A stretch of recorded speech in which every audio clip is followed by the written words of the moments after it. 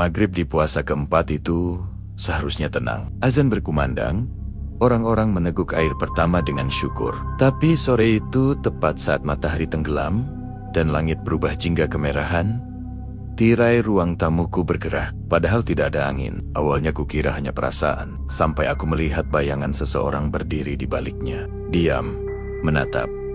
Sejak hari itu, setiap kali azan maghrib berkumandang di puasa keempat, sosok itu selalu kembali.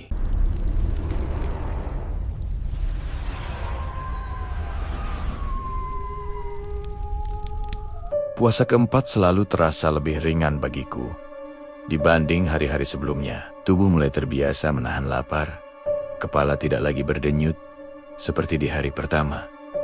Dan sore itu, aku bahkan sempat memasak sendiri untuk berbuka. Rumahku kecil, sederhana, dengan ruang tamu yang langsung menghadap jendela besar, bertirai krem tipis. Biasanya tirai itu hanya bergerak jika kipas angin menyala atau ada hembusan angin sore yang masuk lewat ventilasi. Tapi hari itu, udara terasa ganjil, tidak panas, tidak juga sejuk. Heningnya terlalu pekat, seolah suara-suara di luar tertelan oleh sesuatu yang tak kasat mata. Bahkan, anak-anak yang biasanya berlarian di gang menjelang maghrib terdengar jauh dan samar, seperti berasal dari tempat yang berbeda. Aku duduk di kursi kayu, menghadap meja kecil, tempat segelas air, 3 butir kurma, dan sepiring gorengan hangat sudah tersaji. Mataku sesekali melirik jam di ponsel. 5 menit lagi, azan. Perutku mulai melilit pelan. Tapi entah kenapa, rasa lapar itu kalah oleh perasaan tidak nyaman yang sulit dijelaskan. Saat itulah, aku mendengar suara gesekan lembut, seperti kain yang terseret perlahan. Awalnya kupikir hanya imajinasiku, namun suara itu terdengar lagi. Lebih jelas, refleks aku menoleh ke arah jendela. Tirai krem itu bergerak pelan, bukan goyangan biasa. Bukan pula karena hembusan angin. Gerakannya seperti disentuh dari belakang, dari luar rumah.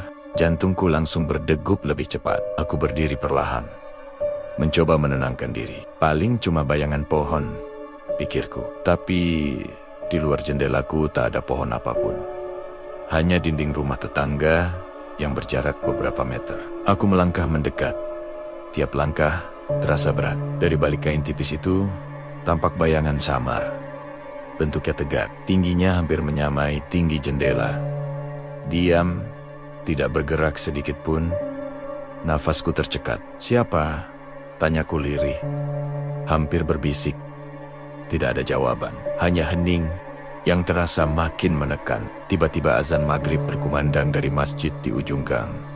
Suaranya menggema lembut. Biasanya menenangkan hati. Namun kali ini gema itu seperti memantul aneh di telingaku, membuat bulu kuduk berdiri. Bayangan di balik tirai tetap di sana, tidak bergeser, tidak juga menghilang. Seolah ia menunggu sesuatu. Dengan sisa keberanian yang kupunya, aku meraih ujung tirai dan menariknya dengan cepat. Jendela itu kosong, tidak ada siapapun di luar. Hanya pantulan wajahku sendiri di kaca yang mulai gelap karena cahaya matahari telah tenggelam. Aku terdiam beberapa detik, mencoba memahami apa yang baru saja terjadi. Mungkin hanya ilusi, mungkin efek cahaya senja yang menipu mata. Aku memaksa tersenyum tipis dan kembali ke meja untuk berbuka. Tangan yang masih gemetar meraih gelas. Air pertama menyentuh tenggorokan, sedikit menenangkan. Namun sebelum tegukan kedua, terdengar suara ketukan pelan dari arah jendela. Tok, tok, tok, tok, tepat 3 kali. Jelas, nyaring di tengah azan yang masih berkumandang. Aku membeku. Gelas di tanganku bergetar. Perlahan, dengan gerakan yang terasa sangat lambat, aku menoleh kembali ke arah tirai. Kain itu kembali bergoyang.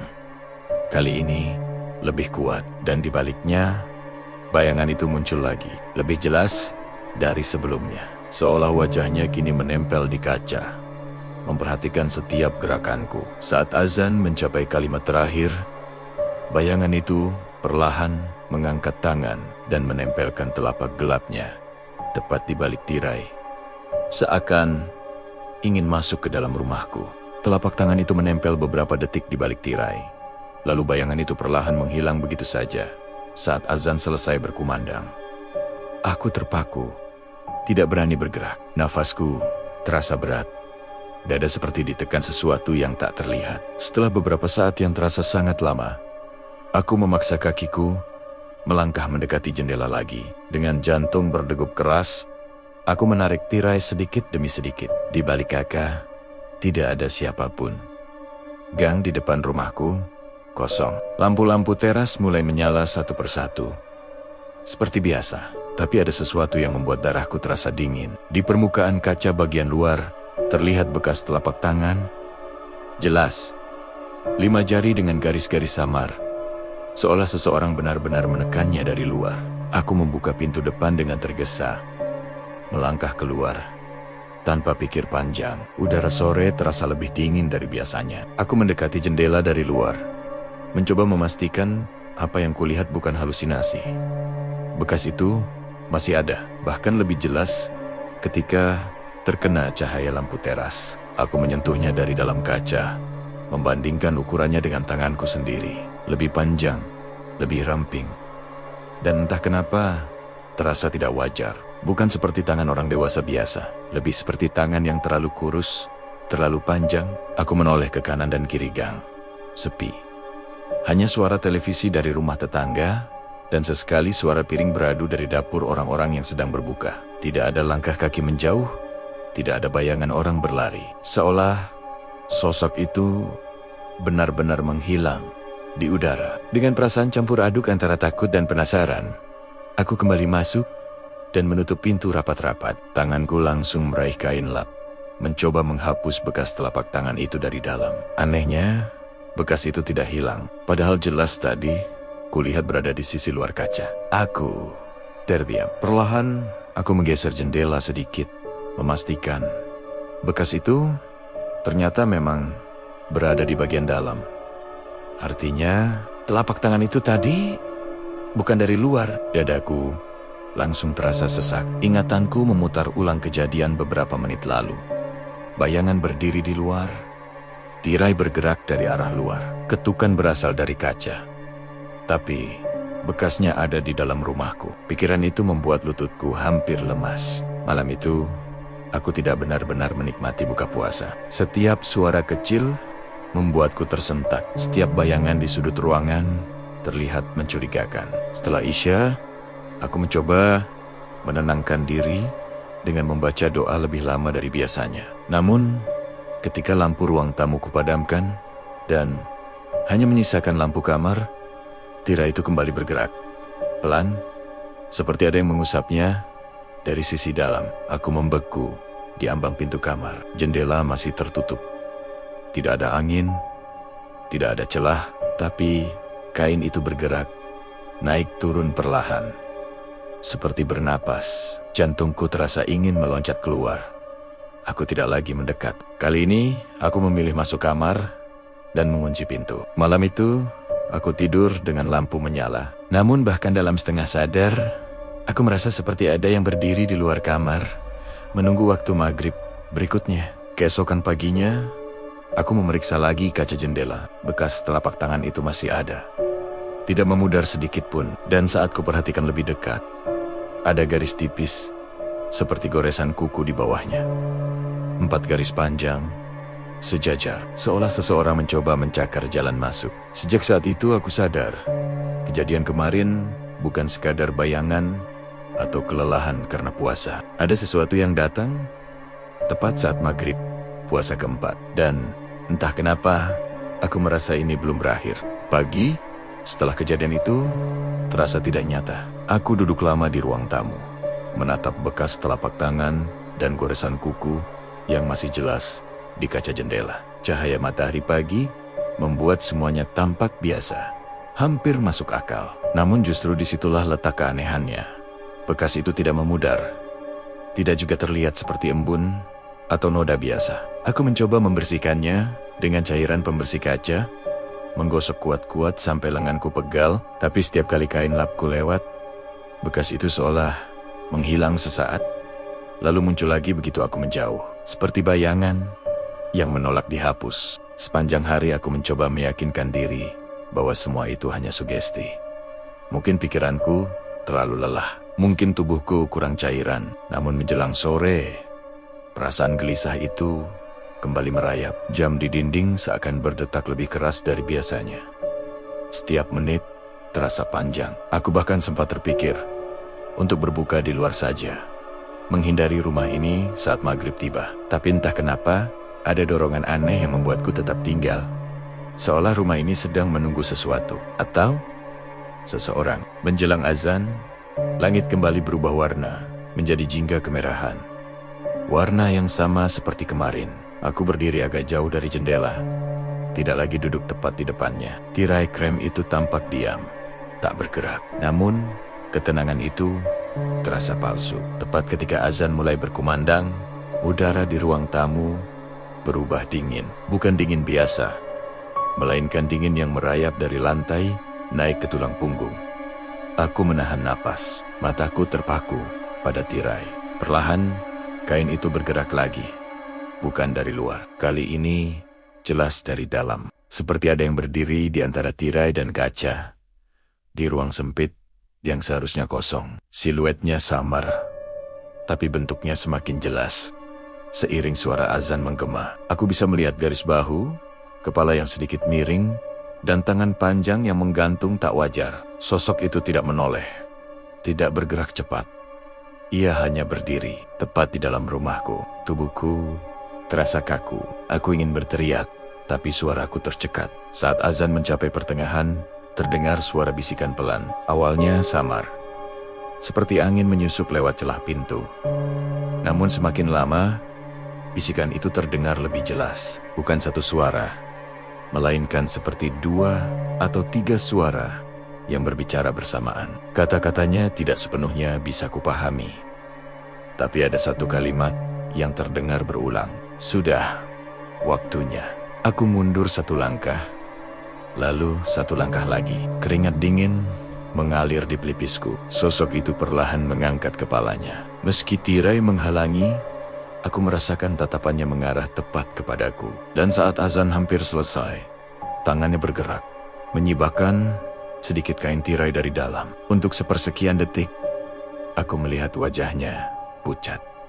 Terlalu pucat. Matanya gelap tanpa pantulan cahaya. Bibirnya tipis, nyaris tidak bergerak. Tapi bisikan itu tetap terdengar di kepalaku. Azan berhenti.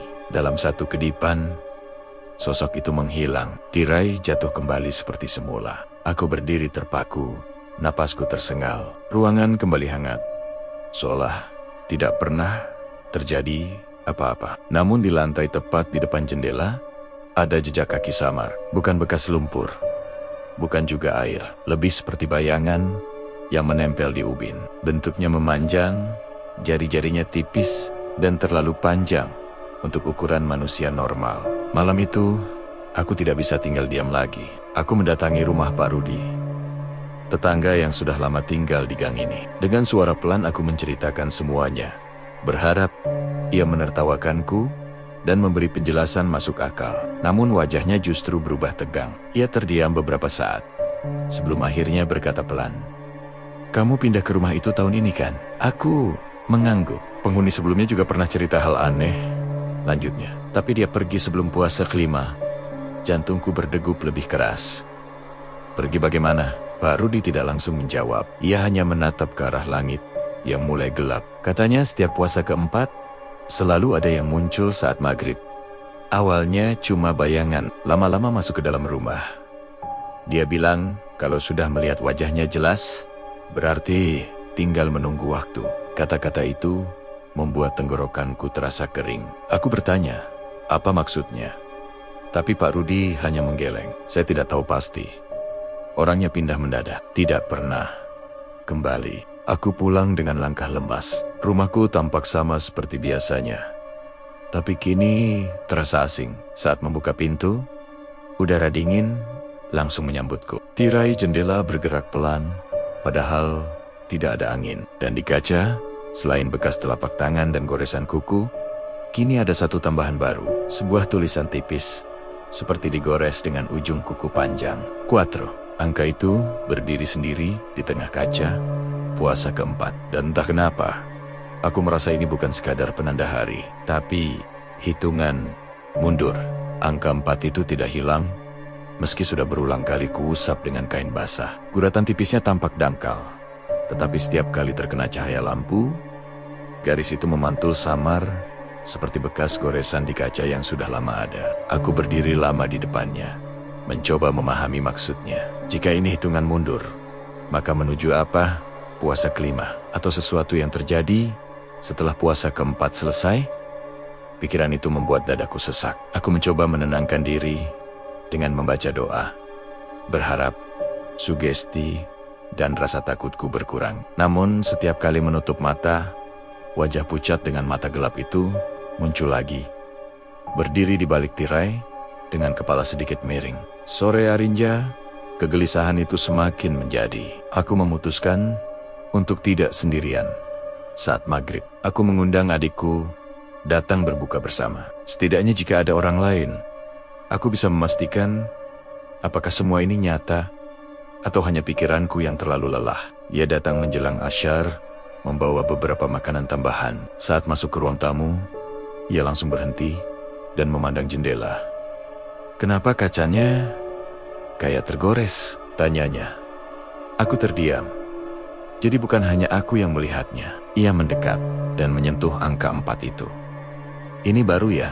Kok kayak ditulis dari dalam?" Pertanyaan itu membuat tengkukku meremang. Aku tidak langsung menjawab, hanya mengangguk pelan. Aku tidak menceritakan semuanya, hanya bilang, mungkin kaca tergores saat dibersihkan. Namun sepanjang sore, aku melihat tatapannya beberapa kali melirik ke arah tirai, seolah merasakan sesuatu yang tidak beres. Menjelang maghrib, kami duduk berdampingan di ruang tamu. Aku sengaja tidak menyalakan kipas angin. Jendela tertutup rapat. Ruangan terasa pengap. Tapi aku ingin memastikan tirai itu benar-benar bergerak, bukan karena angin. Azan mulai berkumandang. Detik pertama terasa normal. Detik kedua, udara berubah. Dingin kembali merambat dari lantai. Adikku menoleh ke arahku. "Kok jadi dingin?" bisiknya. Jantungku berdegup kencang. Tirai itu mulai bergoyang. Pelan, lalu semakin jelas. Adikku langsung berdiri. "Ada orang di luar?" tanyanya. Setengah berani, setengah ragu. Sebelum aku menjawab, terdengar suara ketukan di kaca. Tok, tok, tok. 3 kali. Seperti sebelumnya, adikku menatapku dengan wajah pucat. "Itu bukan angin kan?" Aku menggeleng. Perlahan, siluet muncul lagi di balik tirai. Kali ini lebih tegas. Tingginya hampir menyentuh bagian atas jendela. Kepala miring ke arah kami. Tangannya yang panjang tampak menyentuh kain dari dalam. Adikku mundur 1 langkah. Napasnya memburu. Itu di dalam atau di luar?" Suaranya gemetar. Aku tidak bisa menjawab, karena aku pun tidak yakin lagi. Saat azan mencapai pertengahan, suara bisikan itu kembali terdengar. Kali ini lebih jelas, tidak hanya di telingaku, tapi juga terdengar oleh adikku. Ia langsung menutup kedua telinganya. "Kamu dengar itu?" tanyanya panik. Aku mengangguk pelan. Tubuhku membeku. Bisikan itu bukan lagi kalimat samar. Kali ini terdengar satu kata berulang-ulang. "Lanjut." Sosok itu perlahan menyibakkan tirai, memperlihatkan wajah pucatnya lebih jelas. Mata gelapnya tidak berkedip, bibirnya sedikit terbuka. Dan dari sanalah suara itu seperti berasal. Namun yang membuatku merinding bukan hanya wajahnya. Di bawah angka 4 di kaca, kini muncul goresan baru. Angka 3 mulai terbentuk perlahan, seperti ditulis oleh sesuatu yang tak terlihat. Azan berhenti. Sosok itu menghilang dalam satu kedipan. Tirai kembali jatuh diam. Ruangan kembali hangat. Namun angka di kaca kini bertambah. 4 dan tepat di bawahnya 3. Adikku terduduk lemas di kursi. "Kita harus keluar dari rumah ini," katanya tegas. Ini bukan hal biasa. Aku tahu ia benar. Tapi ada perasaan aneh yang menahanku. Seolah rumah ini tidak ingin kutinggalkan begitu saja. Seolah ada sesuatu yang memang menungguku di sini. Bukan sekadar meneror. Malam itu kami tidak tidur. Kami duduk di ruang tamu dengan lampu menyala terang. Tidak ada lagi gangguan sampai menjelang sahur. Namun sebelum adikku pulang pagi harinya, ia menatap kaca sekali lagi. "Kalau ini hitungan mundur," katanya pelan, "berarti besok jadi 2. Aku terdiam. Jika benar ini hitungan, maka setiap maghrib akan mengurangi 1 angka. Dan jika angka itu mencapai 0, apa yang akan terjadi? Pikiran itu terus berputar di kepalaku. Sore nanti akan menjadi penentunya. Aku tidak tahu apakah aku cukup kuat untuk melihatnya lagi. Tapi satu hal kini pasti, aku bukan lagi satu-satunya yang melihat sosok di balik tirai itu. Dan itu berarti teror ini nyata. Sejak adikku pulang pagi itu, rumah kembali sunyi. Tetapi bukan sunyi yang menenangkan. Sunyi yang terasa seperti ruang kosong yang menunggu diisi sesuatu. Aku berdiri lama di depan jendela, menatap 2 angka yang tergores di kaca. 4 dan tepat di bawahnya 3. Guratan itu terlihat semakin dalam dibanding kemarin. Seolah bukan sekadar goresan tipis, melainkan tekanan yang sengaja dibuat dengan kekuatan. Aku mencoba menguatkan diri dengan berpikir logis. Jika ini hitungan mundur, maka sore nanti angka itu akan berubah menjadi 2. Dan jika benar begitu, berarti semua ini mengikuti pola.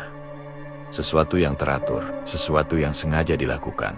Hari itu aku tidak bekerja. Aku terlalu gelisah untuk fokus pada apapun. Setiap beberapa menit, aku kembali memeriksa kaca, memastikan angka itu tidak berubah sebelum waktunya. Namun menjelang sore, kegelisahan itu berubah menjadi ketakutan yang lebih nyata. Langit kembali memerah seperti hari-hari sebelumnya. Warna jingganya lebih pekat, hampir menyerupai warna darah yang diencerkan cahaya. Aku memutuskan untuk tidak sendirian lagi. Kali ini aku meminta Pak Rudi datang sebelum maghrib, dengan alasan ingin memastikan apa yang kulihat memang nyata. Pak Rudi datang dengan wajah serius. Ia membawa tasbih kecil di tangannya. Kami duduk berhadapan di ruang tamu, tepat menghadap jendela. "Kalau memang ada sesuatu, kita lihat bersama," katanya pelan. Suaranya berusaha tenang, meski matanya menyiratkan kekhawatiran. Aku mengangguk, mencoba menenangkan napas. Jam menunjukkan 5 menit lagi, maghrib. Detik demi detik berjalan lambat. Udara di dalam rumah mulai terasa berat. Pak Rudi mengusap lengannya. "Kok dingin sekali?" gumamnya.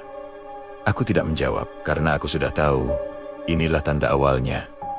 Azan mulai berkumandang. Seperti hari-hari sebelumnya, suara itu menggema lembut dari masjid ujung gang. Namun kali ini, aku merasakan getaran halus di kaca jendela. Tirai bergerak pelan. Lalu semakin jelas, Pak Rudi langsung berdiri. Matanya membelalak ketika siluet tinggi itu muncul lagi di balik kain. "Astagfirullah," bisiknya lirih. Sosok itu kini lebih jelas dari sebelumnya. Kepala miringnya tampak hampir menyentuh sisi jendela. Tangannya yang panjang terangkat perlahan, menekan kain dari dalam, seolah ia memang sudah berada di dalam rumah sejak awal. Ketukan terdengar lagi.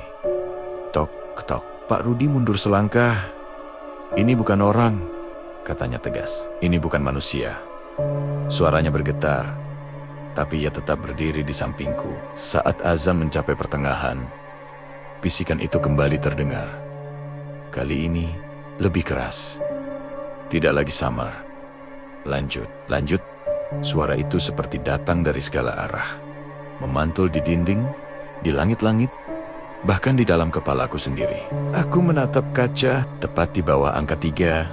Goresan baru mulai muncul. Garis tipis itu terukir perlahan, seolah ada kuku panjang yang sedang menulisnya dari sisi tak terlihat. Angka 2 terbentuk sedikit demi sedikit. Pak Rudi menyaksikan dengan wajah pucat. Dia menghitung.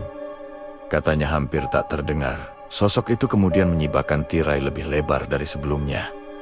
Wajahnya kini terlihat jelas. Kulitnya pucat kebiruan, matanya gelap tanpa cahaya, dan senyumnya tipis. Bukan senyum ramah, melainkan senyum yang penuh kepastian. Seolah ia tahu waktunya akan tiba. Tangan panjangnya mengarah ke arahku. Telapak tangannya terbuka, seperti mengundang atau memanggil. Azan berhenti. Dalam satu kedipan, sosok itu lenyap. Tirai jatuh kembali. Udara kembali hangat. Namun, angka di kaca kini bertambah. 4, 3, dan tepat di bawahnya 2. Pak Rudi terduduk lemas di kursi. Tasbih di tangannya jatuh ke lantai. "Kamu harus pergi sebelum angka itu habis," katanya tegas setelah beberapa saat. Kalau ini benar hitungan mundur, maka saat 0, dia tidak lagi hanya berdiri di balik tirai. Kata-katanya membuat dadaku terasa sesak. Aku menatap 3 angka itu dengan perasaan campur aduk antara takut dan penasaran. Mengapa aku? Mengapa rumah ini? Dan mengapa selalu saat maghrib di bulan puasa? Pertanyaan-pertanyaan itu berputar tanpa jawaban.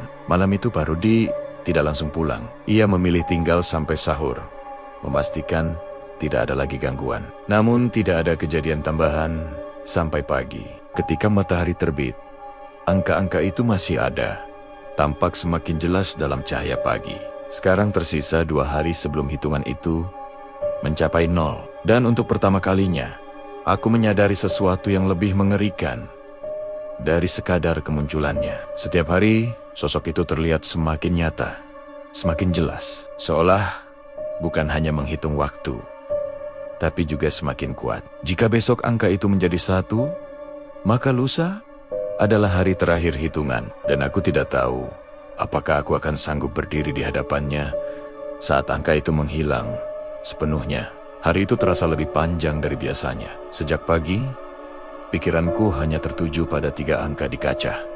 4, 3, dan 2. Guratan itu tampak semakin tegas, seolah menghitam dari dalam kaca, bukan sekadar tergores di permukaannya. Aku tidak lagi mencoba menghapusnya. Setiap usaha justru membuat garisnya terlihat lebih jelas. Pak Rudi sudah berpesan agar aku meninggalkan rumah sebelum hitungan itu selesai. Tetapi ada sesuatu yang mengganjal dalam hatiku. Jika aku pergi sekarang, apakah semua ini akan berhenti? Atau justru berpindah bersamaku? Menjelang sore, langit kembali memerah. Warna jingganya kini terasa lebih gelap, hampir keunguan di tepi-tepinya. Aku berdiri sendirian di ruang tamu. Kali ini aku sengaja tidak memanggil siapapun. Entah keberanian atau keputusasaan, aku ingin melihatnya lagi, tanpa saksi. Aku ingin tahu apa yang sebenarnya ia inginkan. Rumah terasa sunyi, terlalu sunyi. Bahkan suara kendaraan di jalan depan seperti menghilang. Jam di dinding berdetak pelan, namun tiap detiknya terdengar seperti palu kecil memukul kesadaranku. Azan maghrib mulai berkumandang. Udara langsung berubah dingin, lebih cepat dari hari-hari sebelumnya. Bukan lagi dingin yang merambat perlahan, melainkan seperti embusan es yang menyapu ruangan dalam satu tarikan napas. Tirai bergerak sebelum siluet itu muncul. Kainnya terangkat sedikit, seakan ada yang berdiri terlalu dekat dengannya. Lalu, bayangan itu terbentuk, lebih gelap, lebih pekat, dan kali ini tidak hanya setinggi jendela. Kepalanya tampak lebih tinggi dari bingkai kaca, seolah tubuhnya memanjang. Aku tidak mundur. Aku berdiri menatapnya. Ketukan terdengar lagi. Tok, tok, tok. Namun kali ini bukan hanya di kaca. Ketukan yang sama terdengar dari dalam dinding, dari belakangku, dari langit-langit seperti gema yang menjawab dirinya sendiri. Jantungku berdetak begitu keras hingga aku hampir tidak mendengar bisikan yang mulai memenuhi ruangan. Lanjut, satu lagi. Suara itu kini jelas, berat, dan tidak lagi terdengar seperti beberapa suara bercampur. Hanya satu suara. Dalam, dekat, sangat dekat. Sosok itu menyibakkan tirai sepenuhnya. Untuk pertama kalinya, tidak ada lagi kain yang menghalangi. Ia berdiri tepat di balik kaca. Wajahnya menempel di sana. Matanya yang gelap menatapku lurus tanpa berkedip. Kulitnya terlihat retak-retak halus, seperti porselen lama. Bibirnya tersenyum lebih lebar dari sebelumnya, memperlihatkan celah hitam di antara giginya. Lalu kaca itu berembun. Bukan karena suhu luar dan dalam berbeda. Embun itu muncul dari dalam rumah, menyebar di sekitar wajahnya. Dan di antara embun itu, sebuah garis mulai terukir. Di bawah angka 2, perlahan terbentuk angka 1. Tanganku mengepal, nafasku terasa pendek. Apa yang kau mau? Suaraku akhirnya keluar. Meski lirih, sosok itu Tidak menjawab dengan kata-kata, namun kepalanya perlahan menegak, tidak lagi miring. Tatapannya berubah, bukan lagi sekadar mengawasi, melainkan menilai, seolah ia sedang memastikan sesuatu tentang diriku. Tangan panjangnya terangkat, dan kali ini tidak hanya menempel di kaca. Permukaan kaca itu bergetar pelan, seperti ditekan dari sisi dalam dan luar sekaligus. Retakan kecil terdengar, satu garis tipis muncul di sudut kaca. Aku mundur satu langkah. Ini pertama kalinya ia benar-benar memengaruhi benda di sekitarnya. Retakan itu memanjang perlahan, seperti cabang pohon kering. Bisikan kembali terdengar. Kali ini tepat di telingaku.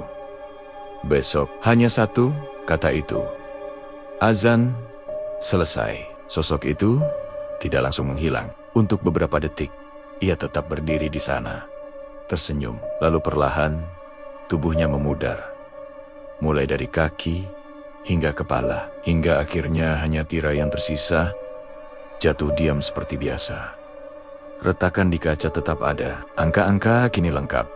4, 3, 2, dan 1. Aku berdiri sendirian dengan napas terengah. Tanganku gemetar saat menyentuh retakan itu. Nyata, kasar di ujung jariku. Ini bukan lagi sekadar bayangan atau sugesti. Ia semakin kuat, dan kini tersisa 1 hari sebelum hitungan itu selesai. Malam itu aku tidak tidur sama sekali. Setiap kali memejamkan mata, aku melihat senyumnya, mendengar satu kata yang terus terulang di kepalaku. Besok maghrib akan menjadi akhir hitungan. Entah akhir dari teror ini, atau awal dari sesuatu yang jauh lebih mengerikan. Karena untuk pertama kalinya, aku tidak lagi merasa ia berada di balik tirai. Aku merasa ia sudah berada di dalam rumah. Sejak fajar menyingsing, satu kata itu terus berputar di kepalaku. Besok. Hari yang ditunggu itu akhirnya tiba. Puasa berjalan tanpa rasa lapar ataupun haus yang berarti, karena ketakutan telah menguasai semuanya. Kaca jendela di ruang tamu masih retak di sudutnya. Garisnya menjalar tipis, seperti urat hitam yang hidup. Di bawah angka 1, belum ada tambahan apapun sejak tadi malam. Kekosongan itu terasa seperti jeda sebelum sesuatu yang besar terjadi. Aku berdiri lama menatap angka-angka itu, 4, 3, 2, 1, dan sadar bahwa saat maghrib tiba, hitungan itu akan selesai. Menjelang sore, suasana rumah berubah lebih cepat dari biasanya. Langit belum sepenuhnya jingga, tapi udara sudah terasa dingin dan berat. Lampu ruang tamu berkedip sekali tanpa sebab. Tidak ada angin, tidak ada suara dari luar gang. Seolah dunia di luar rumah berhenti lebih dulu daripada waktu di dalamnya. Aku berdiri tepat di depan jendela. Tidak lagi menjaga jarak. Jika ini memang akhir hitungan, aku ingin melihatnya tanpa lari. Azan maghrib mulai berkumandang. Pada detik pertama, tirai langsung terangkat tinggi, seperti disibakan oleh tangan tak terlihat. Pada detik kedua, kaca bergetar keras, dan retakan di sudutnya memanjang dengan suara berderak halus. Pada detik ketiga, siluet itu muncul jelas, utuh, tanpa lagi tersembunyi di balik kain. Ia berdiri di sisi lain kaca, wajahnya pucat, dengan retakan halus seperti porselen lama. Matanya hitam, tanpa pantulan cahaya. Namun kali ini ia tidak tersenyum. Wajahnya datar dan dingin, penuh kepastian. Ketukan terdengar lagi. Tok, tok, tok. Namun, bukan di kaca. Ketukan itu datang dari dalam rumah, dari arah belakangku. Aku tidak berani menoleh. Bayangan di dinding bergerak, memanjang, dan bercabang. Seolah lebih dari satu. Udara semakin membeku. Napasku terlihat seperti uap tipis. Lalu terdengar bisikan yang lebih jelas dari sebelumnya. Satu kata yang diucapkan, perlahan, namun menekan. 0. Di kaca, tepat di bawah angka 1, guratan baru mulai terukir. Lingkaran itu terbentuk perlahan. Garisnya tidak rata seperti digores dengan kuku panjang. Angka 0 selesai tepat ketika azan mencapai kalimat terakhir. Pada saat yang sama, kaca itu retak dari tengah, membelah dengan suara yang tidak terlalu keras, namun cukup membuatku mundur selangkah. Tirai tersibak sepenuhnya. Sosok itu tidak lagi berada di luar. Dalam satu kedipan, Ia sudah berdiri di dalam rumah. Udara berubah beku. Tubuhku terasa berat, seperti ditahan dari segala arah. Tingginya kini tampak normal, tidak lagi menjulang. Namun justru itulah yang membuatnya lebih nyata. Ia berdiri beberapa langkah dariku, begitu dekat hingga aku bisa melihat detail retakan di wajahnya. Tangannya terangkat perlahan, menunjuk ke arah dadaku, bukan dengan amarah, melainkan seperti seseorang yang menagih sesuatu yang sudah lama dijanjikan. "Waktumu," bisiknya pelan. Suaranya terdengar seperti gesekan batu dan hembusan napas dingin sekaligus. Aku mencoba mundur, tetapi kakiku terasa melekat di lantai. Bayangan-bayangan di dinding bergerak mendekat, melingkari kakiku seperti kabut hitam yang hidup. Lampu ruang tamu berkedip sekali lagi, lalu padam, menyisakan cahaya senja terakhir yang menyinari wajah pucatnya. Ia melangkah lebih dekat, jarak kami tinggal 1 lengan. "Setiap tahun," bisiknya lagi, "selalu 1. Pikiranku berusaha memahami maksudnya. Namun, dingin itu semakin dalam, menusuk dada. Ia mengangkat tangannya lebih tinggi, dan untuk pertama kalinya, aku melihat telapak tangannya dengan jelas. Di sana terukir angka-angka kecil. 4, 2, 1, sama seperti di kaca. Sama seperti hitungan yang kulihat setiap hari. Seolah seluruh proses itu bukan hanya di dinding rumahku, tetapi juga tertulis di tubuhnya. Rumah ini menunggu. Lanjutnya pelan. Saat matahari tenggelam sepenuhnya dan cahaya terakhir menghilang, ia meraih ke arah dadaku. Sentuhannya tidak terasa seperti tangan, melainkan seperti ruang kosong yang menyedot udara dari paru-paruku. Nafasku tercekat. Pandanganku menggelap perlahan, dan sebelum kesadaranku benar-benar hilang, aku mendengar kalimat terakhirnya yang bergaung pelan di telingaku.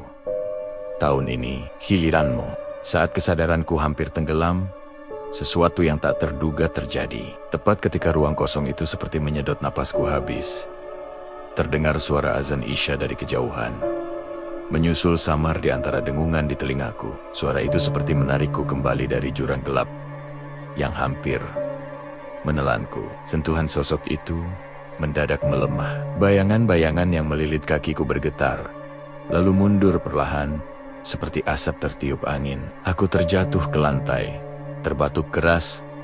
Paru-paruku kembali terisi udara, meski terasa perih. Sosok itu tidak langsung menghilang. Ia berdiri beberapa langkah dariku, menatap dengan wajah yang kini tidak lagi datar. Ada sesuatu yang berubah di sorot matanya. Bukan kemarahan, melainkan gangguan. Seolah ada aturan yang tidak terpenuhi. "Belum," bisiknya lirih, hampir seperti gumaman pada dirinya sendiri. Lalu perlahan tubuhnya memudar, mulai dari kaki hingga kepala, meninggalkan ruangan yang kembali gelap dan hening. Aku terbaring beberapa saat, mencoba mengatur napas. Kaca jendela masih retak, tirai terjatuh, berantakan. Angka-angka di kaca Quattro, 3, 2, 1, 0 masih terlihat jelas. Namun kini di bawah angka 0 muncul garis baru. Bukan angka, hanya satu goresan panjang horizontal. Seperti garis batas. Aku bangkit perlahan dan mendekat. Jantungku masih berdegup keras. Garis itu terasa berbeda, lebih dalam, seolah menandai bahwa hitungan telah selesai. Tetapi prosesnya belum benar-benar tuntas. Malam itu, aku tidak berani tidur. Aku duduk di ruang tamu, dengan lampu darurat menyala. Pikiran tentang kata-katanya terus berputar. Setiap tahun, selalu satu.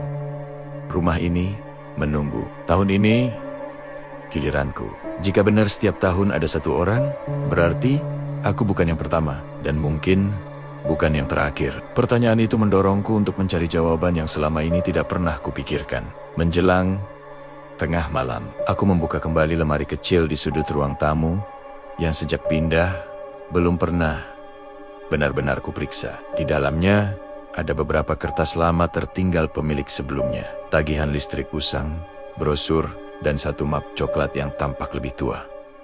Tanganku gemetar saat membukanya. Di dalamnya ada beberapa potongan koran, berita-berita kecil, yang tidak pernah menarik perhatian banyak orang. Satu berita tentang seorang pria yang ditemukan meninggal mendadak di rumah kontrakannya saat bulan puasa. Tahun berikutnya, berita serupa tentang seorang perempuan yang pingsan dan tidak pernah sadar kembali di rumah yang sama. Alamatnya membuat darahku terasa dingin. Itu alamat rumahku. Semua kejadian terjadi saat maghrib di bulan puasa. Tidak disebutkan angka atau hitungan mundur, tapi pola waktunya sama. Aku menelan ludah. Berarti sosok itu tidak sekadar muncul untuk menakut-nakuti. Ia datang untuk mengambil, namun mengapa kali ini gagal? Mengapa aku masih hidup? Angin malam tiba-tiba berhembus dari arah jendela yang retak.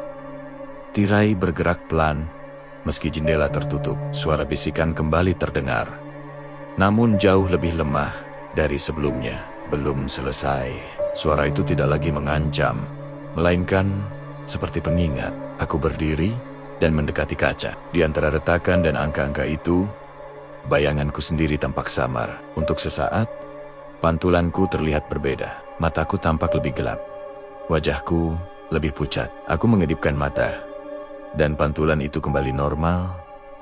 Nafasku tercekat. Apakah mungkin rumah ini bukan hanya memilih korban, tetapi juga perlahan mengubahnya? Tiba-tiba aku menyadari sesuatu yang membuat pikiranku bergetar.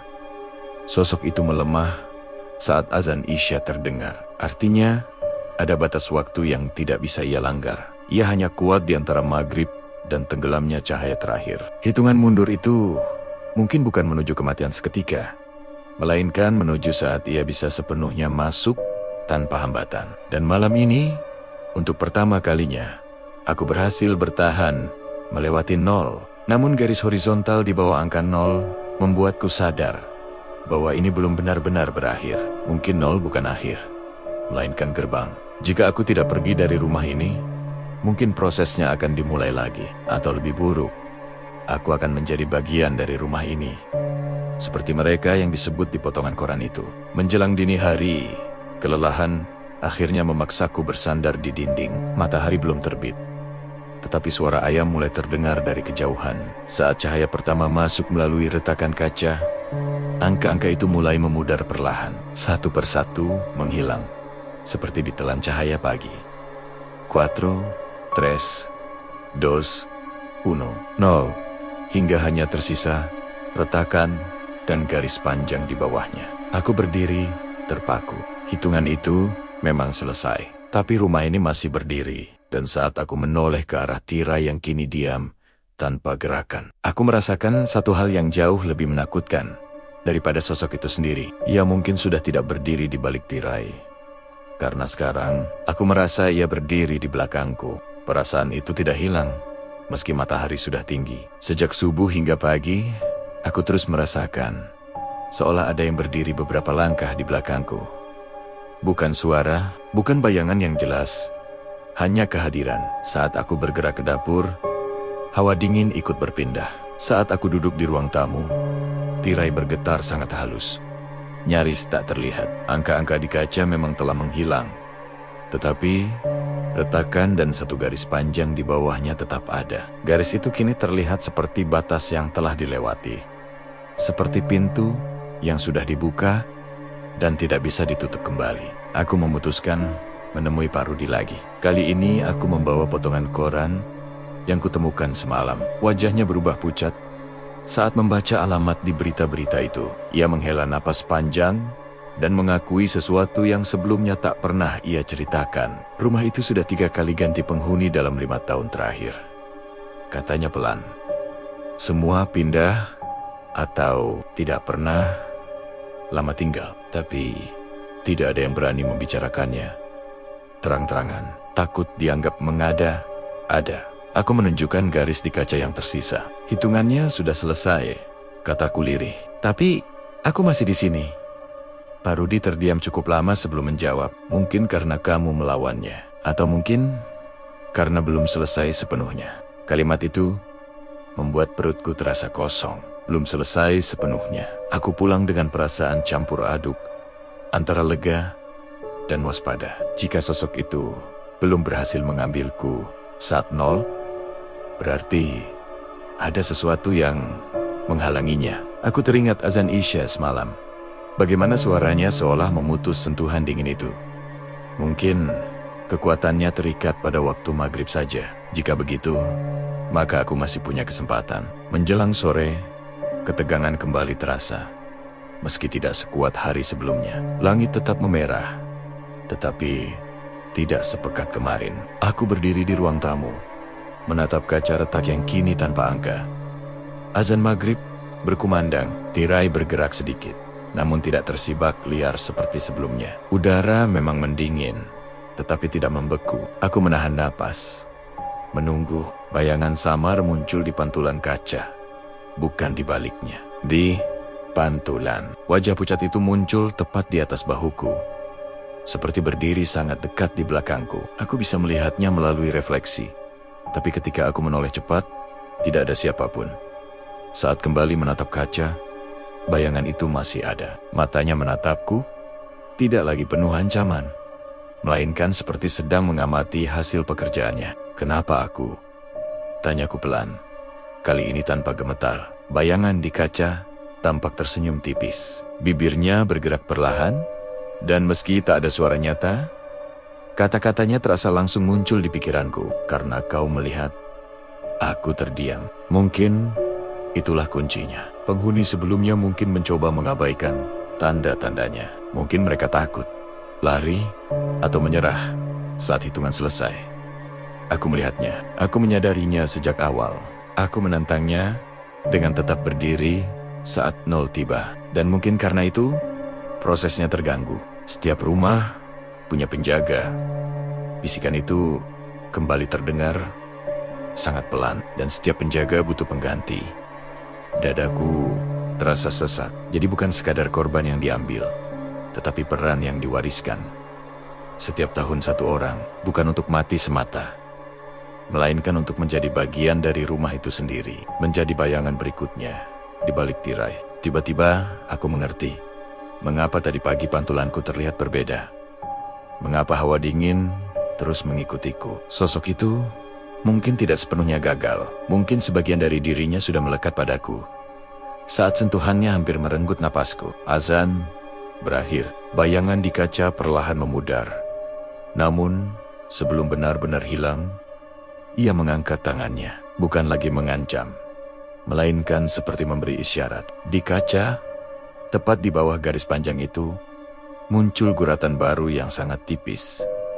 Bukan angka, bukan simbol, hanya satu titik kecil. Aku menatap titik itu dengan napas tertahan.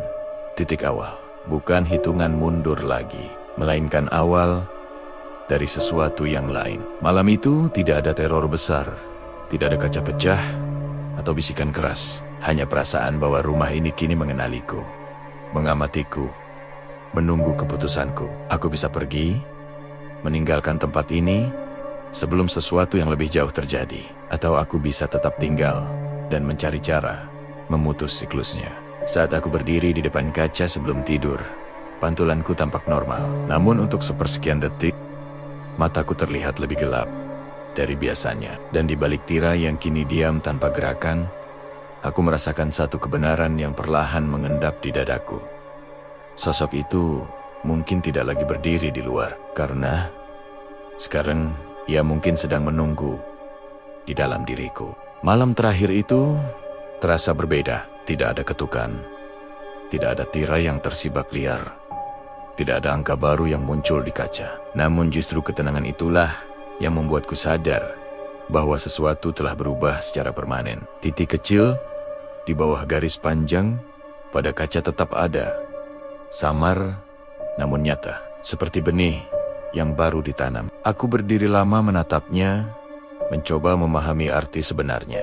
Jika sebelumnya angka-angka adalah hitungan menuju akhir, maka titik itu adalah awal, bukan akhir teror, melainkan awal dari peran baru. Seharian aku memikirkan pilihan yang ada di hadapanku. Aku bisa pergi, meninggalkan rumah ini sebelum bulan puasa berakhir, mencari tempat lain, dan berharap siklus itu berhenti begitu saja. Namun potongan koran yang kubaca membuktikan sesuatu. Mereka yang pergi atau tidak bertahan tetap tercatat sebagai bagian dari rumah ini.